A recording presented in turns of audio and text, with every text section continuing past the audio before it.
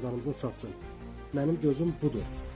Mənim bir gözüm yoxdur. Bir gözümdə 8%li linzaya qoyub əməliyyat edibdilər. Mənə ikinci qrup əlillik vermişdilər. Məni təkrar olaraq Kamsiya çağırdılar. Mən getdim Kamsiya. Kamsiyaya getdim, səsimi də çıxartmadan, heç bir şeydən, aparatlardan keçdim. Gəldim, 20 gün gözlədim. 20 gündən sonra getdim Zərifə Əliyev adına göz klinikasına. Getdim ora ki, rəyimi götürməyə. Baxdım ki, mənim rəyimdə tamamilə başqa bir müayinə yazılıb. Və mən getdim orada Aygün Məmmədbəyli var, Kamsiyanın sədridir. Çıxdım bunun yanına, bir saatda gözlədim, otağında yox idi, gəldi, çıxdı. Dedim ki, bəs axı mən ikinci qrup əlil olmuşam, biz 4 günlük müharibədə gözümü itirmişəm, mən özüm də ikinci qrup əlil olmuşam, mənim niyə bəs, təkrar müayinəm bu formada yazılıbdır, belə yazılıbdır. Mənə dedi ki, onu mən istəyirəm, necə yazıb, necə yazmalıyam. Və artıq orada bir balaca, mən də indi kəlləbeyin travması ilə olan bir xəstəyəm də. 16 dəfə əməliyyat olmuş bir şəxs necə yəni bir reaksiya verə bilər. Düz çox da bir səs eləmədim. Sadəcə olaraq bir balaca səs tonunu qaldırdım. Dedi ki, mənim oğlum cənab prezidentin yanında oturur.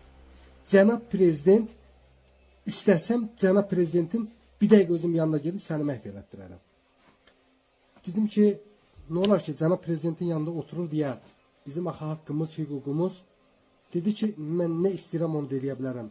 Və mən də orada bir cümlə işlətdim. Dedim ki, biz 200 manatın acısı deyilik. Biz onunla fəxr edirik ki, biz erməniyə güllatmışıq.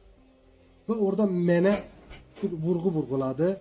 Qayıtdı ki, sizin əgər qeyrətiniz olsaydı, siz erməniyə güllatmazdınız. Və bu söz ona hədsiz dərəcədə çox bir təsir eləyibdi. Və mən artıq öz həddimi bildirəcəm və yəni Cənab Ali Başkomandandan çox xahiş edirəm ki, Cənab Ali Başkomandan, sizdən çox xahiş edirəm və bizim necə qeyrətli oğlan olduğumuzu bütün dünyaya göstərmişsiniz. Və amma sizin həkim ki bizə deyirsə ki, sizin qeyrətiniz yoxdursa, erməniyə güllatmısınız, biz buna artıq nə deyə bilərik?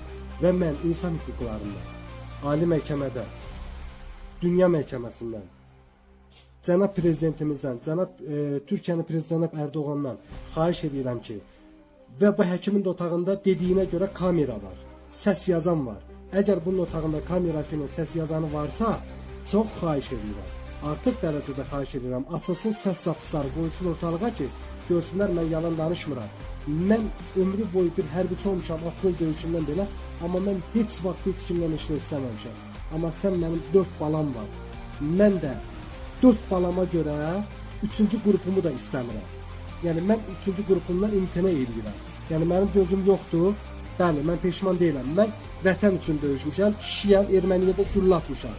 Və indən sonra da gedib ataram. Və çox sizdən xahiş edirəm ki, mənim bu videom paylaşılsın ki, mən artıq Cənab Ali Başkomandana bu videonu